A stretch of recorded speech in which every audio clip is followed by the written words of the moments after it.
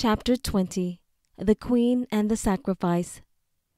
Methuselah's time. Location, Seti of Seth, Adama, first dimension. "There is no way I am letting you go back there," said Methuselah. "It is my fault this happened in the first place. I never should have left you alone." Tafara waited for the council's decision. Tafara cleaned all of her blades, knives, arrows, and an assortment of other sharp objects to calm herself, while the council deliberated on whether Methuselah should take his father's place as bearer of the seed. The debate was heated. The wall separating them from the elders was thin.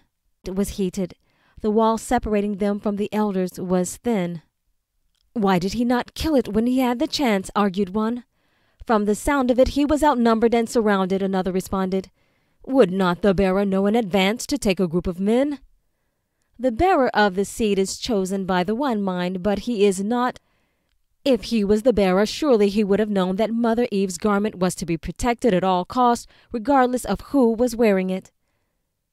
"Did you hear that?" asked Methuselah, stepping away from the door. "Even the council sees my folly." Tafara shook her head. "Methuselah, this is not your fault," said Tafara. Mother Eve warned me that the fallen wanted it. I do not know what came over me. I was so confused when Tubal-Cain asked me for the garment. It was like I could not remember what was right and what was wrong.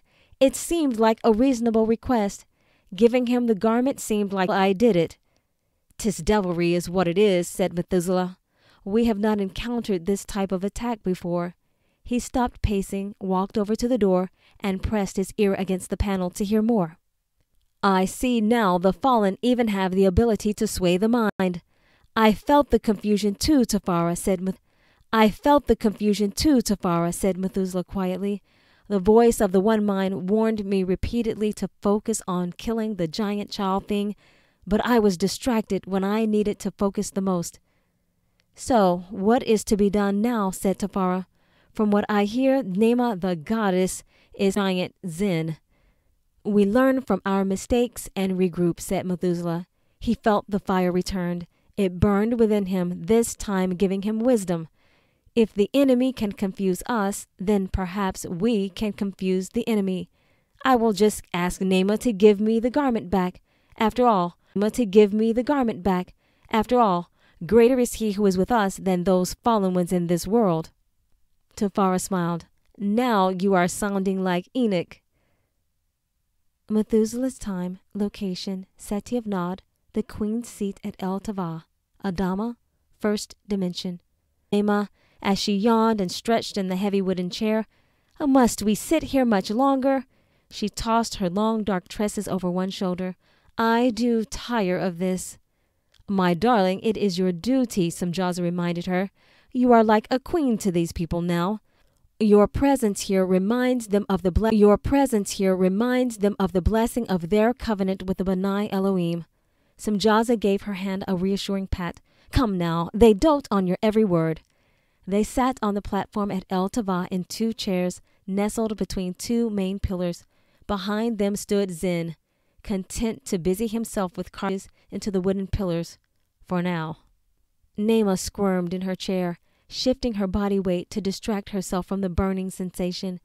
"Samjaza, do I have to wear this garment? It is very uncomfortable." Samjaza looked closely at her flushed face. "You must wear it," he answered sharply. Tears welled up in Nema's eyes. "Come now," said Samjaza in a softer tone. "You must keep it on until your full strength has returned. The essence needs time to work. You would not want to go back now, would you?" Before Nema could respond, Samjaza was already speaking with some craftsmen about enhancing the former's seat at El Tava.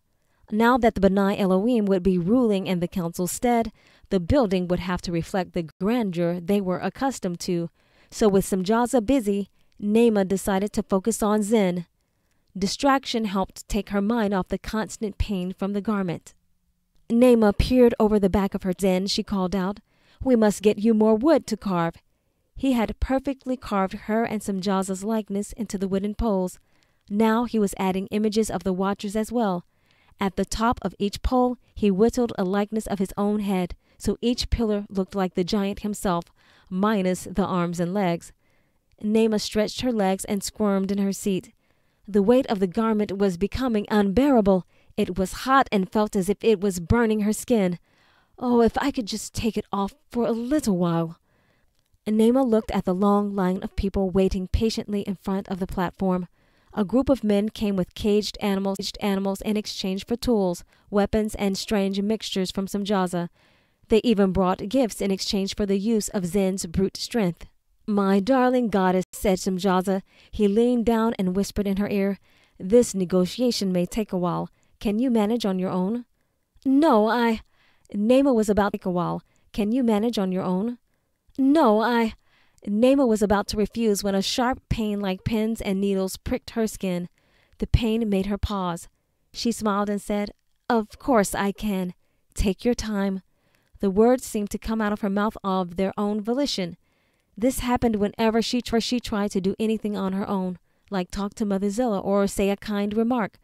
She wondered again about that dark dream, about that dark lord, about the knife, the oath, and the blood from her hand. It must have been a dream. Here I am alive and well. 'Tis too much sun is all. Samjaza and left the platform and followed the men to a large shed to discuss the exchange further. Naamah felt her irritation grow. Dozens of expecting mothers stood with laden platters in their arms, waiting for a touch from her. A blessing that would keep them alive during the birthing of their childling. "For you, my goddess," said the next young woman, almost dropping the heavy plate at her feet. "A touch for my well-being is all." "Indeed, all is well," said Naamah absently. She rolled her eyes. "May your labor be fruitful." The young woman bowed, but as she was placing her tray on the table, Naamah stuck her foot out and tripped the young mother-to-be. The platform and down the steps. The young woman hobbled to pick them up quickly. She was not fast enough. The produce burst, causing the juice to ooze down the stone steps. The bread fell into a patch of mud. "Oh my," said Naamah with feigned concern. "How horrible. I am not sure that a spoiled offering will bless your labors." "Bless your labors." The young woman just nodded. Tears brimmed up in her eyes. She muffled a sob as she scurried out of the way. Naamah laughed. It was good to laugh. These little pranks were the only thing that brought her joy without pain now. "Well, this is quite a setup you have here," said a familiar lilting Farah, said Naamah, smiling brightly. "How sweet of you to come and see me. And just what is it you are seeking?" "Why, I be seeking my garment back," replied Tafara, as sweetly as she could. "I see you have so many gifts of skins here, you could not possibly need to borrow mine any longer." Greetings, Naamah," interrupted Methuselah, as he stepped from behind Tafara. "I am truly glad to see you looking so well." Naamah was glad to ignore Tafara and focus on the handsome fellow. "And I am glad to see you looking, Methuselah," said Naamah. She smiled brightly more. "Or shall I call you bearer now? Samjaza tells me you have taken your father's place, no?"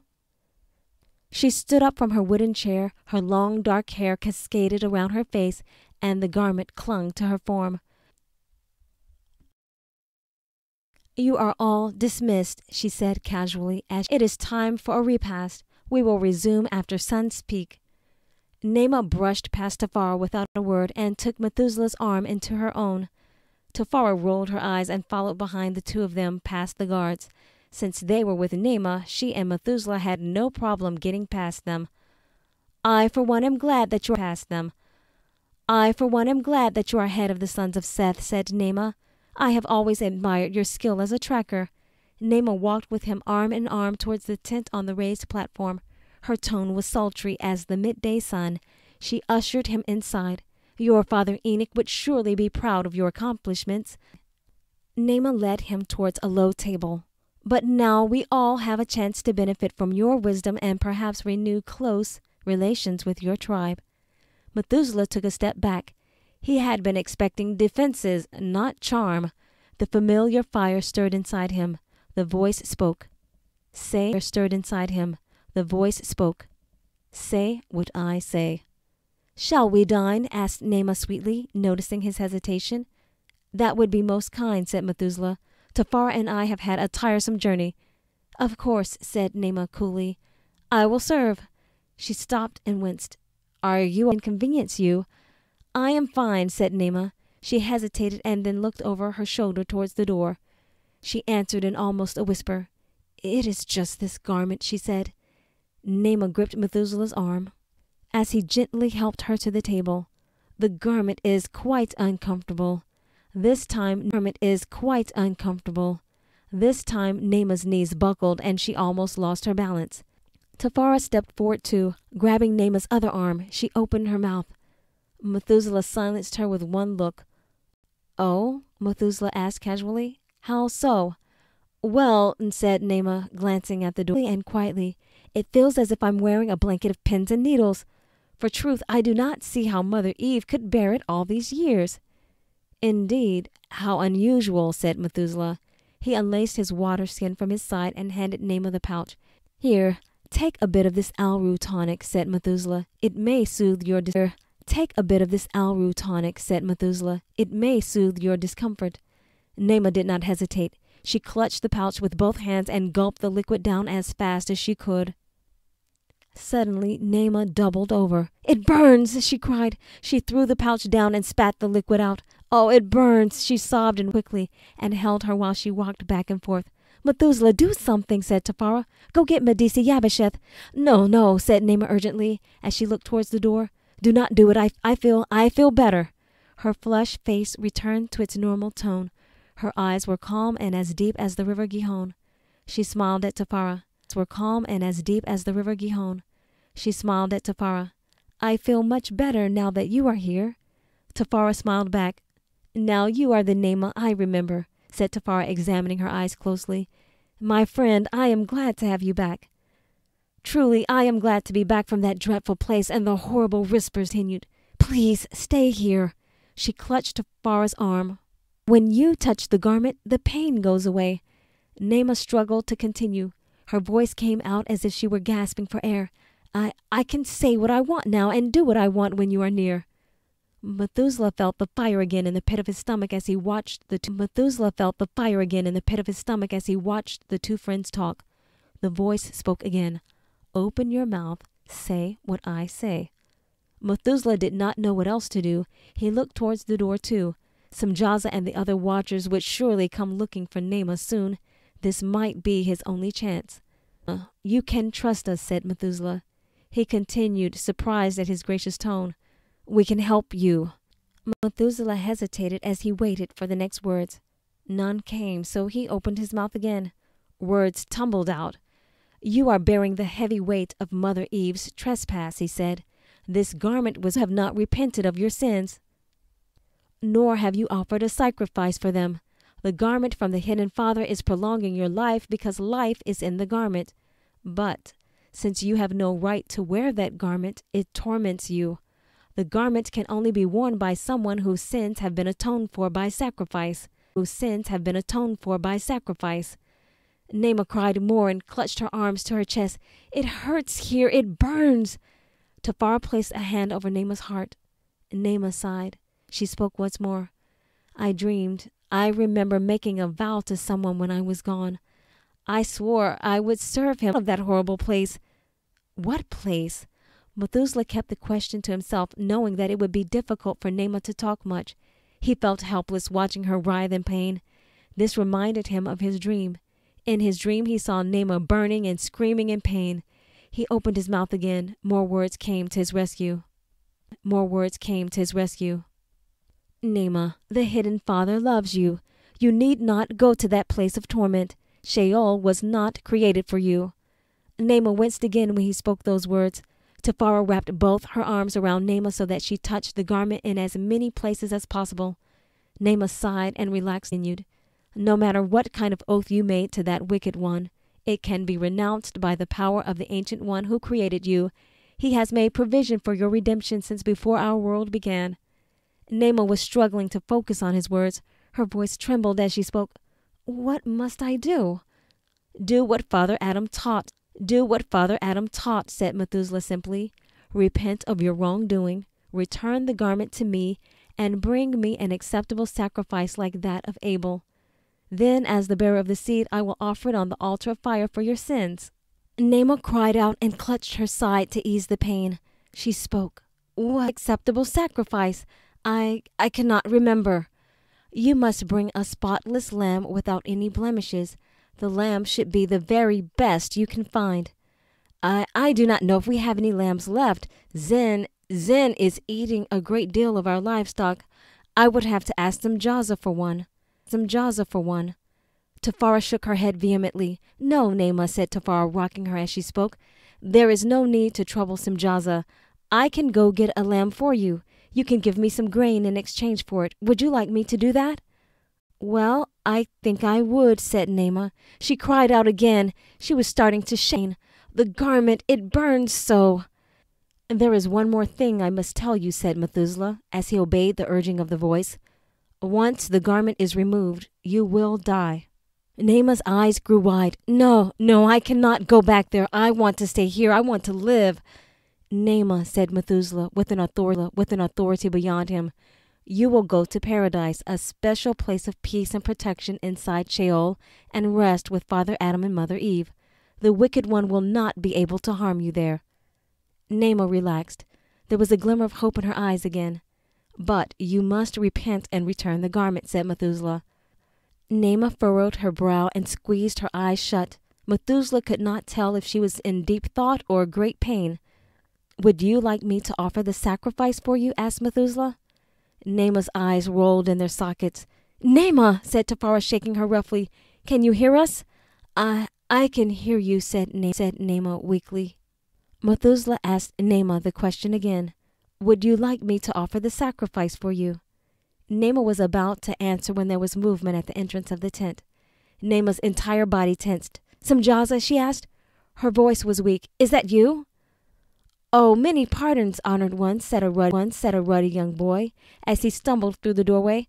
I did not mean to disturb. I was bringing livestock to Captain Simjaza for Zen, he said as he tried to back out and bow at the same time. I thought he was in here. I am most sorry. Young lad, wait, Methuselah called out. The fire burned strong within him. Yes, my lord, he sheep among your animals for trade? Asked Methuselah. The boy's eyes widened. Yes, indeed I do, said the young man. I have some of our best right here. I was hoping to make an exchange with someone today. I can bring it round for you to see if you would like. Naima, what say you? Asked Methuselah, looking at Naima for an answer. Shall he bring it round? The boy chattered with excitement. I have nothing but the best here for the goddess, said the young man as he bowed low. I have even brought beautiful flowers and our best produce for our divine mother. Naima, see how he adores you? You are divine. A goddess among women, said the whisper. Another raspy voice added. Yes, a goddess indeed. You will be honored for all time. These two want to steal that away from you, the first voice hissed. More voices spoke now. Do not listen to them. Tell them to go away. Their voices mingled together, ranting and raving nonstop. Just jealous of you. She wants to steal your glory. She is jealous that you are the divine and she is not. Suddenly Naima sat up. Tafara almost tumbled over from the abrupt movement. Naima shook her head and stood to her feet. Thank you, my son, said Naima graciously. Her tone was smooth and solid. I appreciate your kind offering, but my stores are full right now. I will call for you when the need arises. Are you sure, my lady? Asked the young boy. 'Tis no trouble for me at all. I would be more than happy to. No, Naima held the palm of her hand up. That is all for now. His shoulders drooped. A very blessed day to you then, said the young lad as he made for the door. Naima sauntered over to a table with various grooming tools on it. She picked up one and began brushing her hair. She completely ignored them, moving fluidly about the room as if she had never had a twinge of pain in her life. Tafara glared at Methuselah and silently mouthed the words, Do something. After a few moments, Methuselah finally spoke. Well, I suppose we should be on our way as well. The fire flowed through him and spoke again. Ask her again. I leave, said Methuselah. I can find the boy and bring one of his lambs back. I will stay with you, Naima, added Tafara, so you will not be alone. Naima stopped brushing her hair. She winced and shook her head again. I will think about it, she said finally. Very well then, Methuselah sighed. not knowing what. Very well then, Methuselah sighed, not knowing what else to say. He opened his mouth and was surprised at the wisdom that came forth. Only do not delay much longer. Just know this. No matter what that wicked one promised you, he is a liar. He always was and always will be. He always was and always will be a liar. Naamah dropped her brush. Her eyes grew wide again. She spoke quietly. Perhaps I should. Naamah, my darling, called out Simjaza as he threw back the folds of the tent and glared at Methuselah and Tafara. What is going on here? Asked Simjaza. What are you doing hiding out in here, my little goddess? Nothing, my love, said Naamah, wincing from the pain. These two old friends were just paying their respects and bringing greetings from the tribe of Seth. I see, said Simjaza. It is time to say farewell to your old friends now. You should be out there greeting your subjects as we speak. Of course, my love, said Naamah, allowing Simjaza to escort her by the arm out of the tent. Simjaza glanced over his shoulder and smirked. You two can show yourselves out. Well, that's showing her, said Tafara as they walked along the path to Medisi Yabasheth's abode. I thought you were going to just take the garment back if she was not willing to return it. Tafara, said Methuselah, I am the bearer of the seed now. I do not do my own will, but I do the will of the one who chose me. Tafara was silent. They both walked with sorry for truth, said Tafara, breaking the awkward silence. I did not mean to criticize you. If it had not been for you, we would probably never have been able to speak with Naamah alone. For a moment, I really thought she was going to give you the garment. So did I, said Methuselah. Now we will have to move to the other option.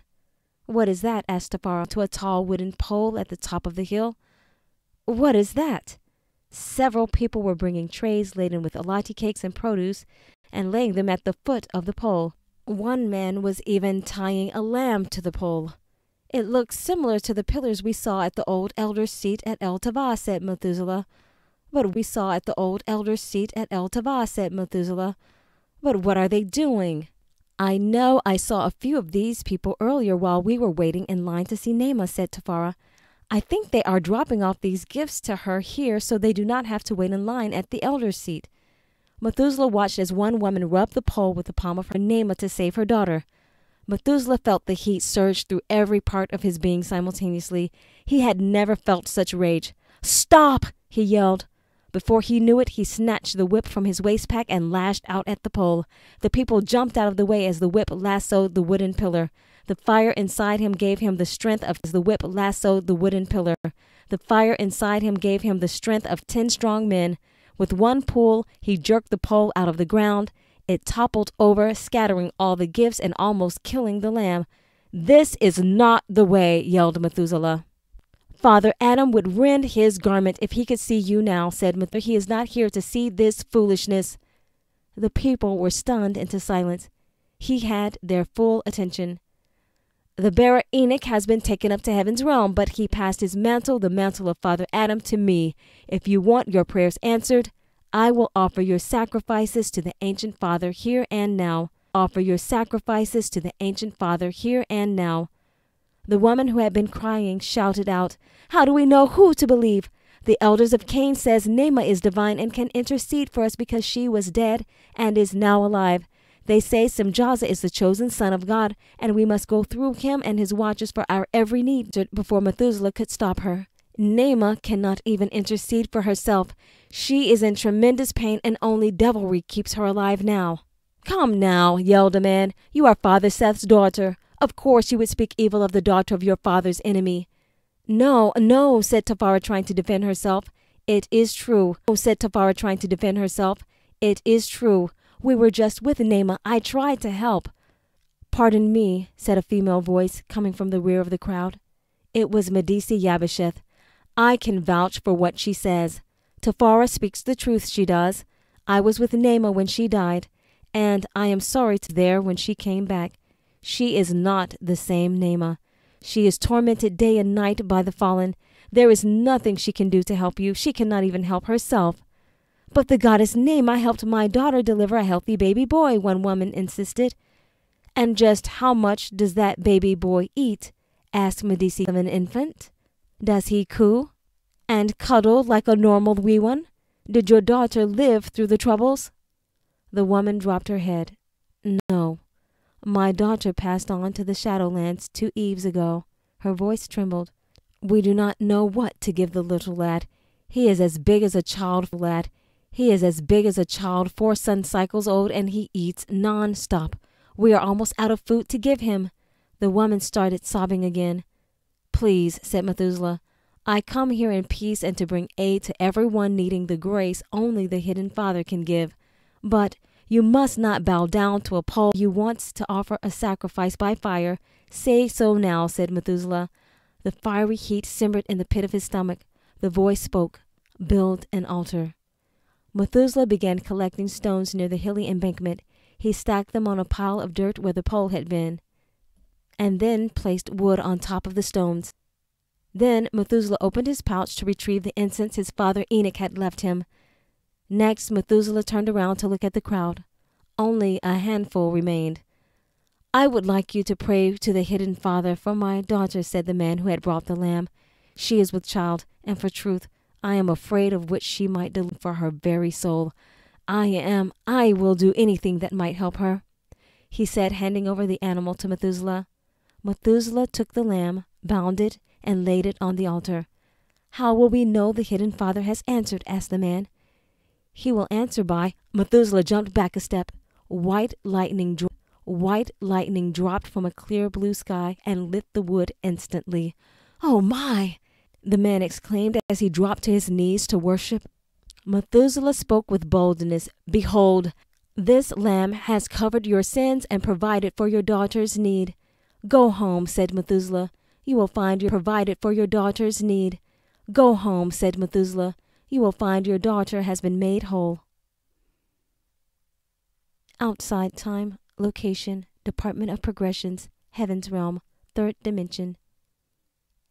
Enoch pushed away from his desk, allowing his favorite chair to roll halfway across the floor. He stopped its motion with his foot and rubbed his eyes. He was trying to make sense of what he had just seen on I-1704. Beloved, asked Enoch, I have a question. Yes, said the beloved with an amused grin. You always do. Why a lamb? Enoch scratched his forehead. If that girl, child at that, how an Adama can her sins be forgiven by sacrificing a lamb? Her sins are too great. I just don't get it. Well, you don't get it because your sight is limited, said the beloved. What am I missing? Asked Enoch. Come and see, said the beloved. He called I-1704 forward, and brought up an image of the man's pregnant daughter. Look at the previous events.